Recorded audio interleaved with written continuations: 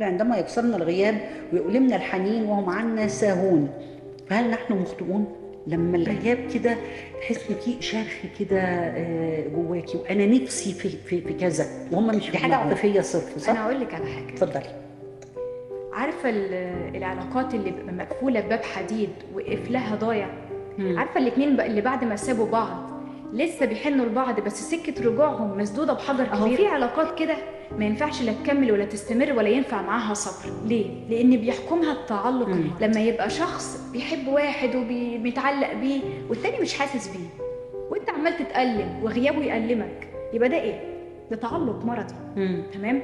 فلما حضرتك تمر بتجربه زي دي ما تروحش تشتكي وتقول انا اتجرحت وانا عمال اضحي وحنين واليم وحضرتك عمال توصف للناس انك اتعذبت والناس التانية مش حاسه بيك. لا، التضحيه دي كان تمن شويه السعاده اللي انت عشتهم في حب الشخص ده. وحضرتك يعني اتفرجت على نفسك وانت مبسوط، ودي زي يعني اعتبرها، يعني انا بعتبر الالم والحنين اللي انت فيه دلوقتي ده تذكره السينما اللي انت شفت نفسك فيها وانت مبسوط وانت اتفرجت يعني على نفسك. مفيش فرجه ببلاش، فتعيش وتنبسط. عارفه انت دايما العلاقات بتمر بمراحل. تمام.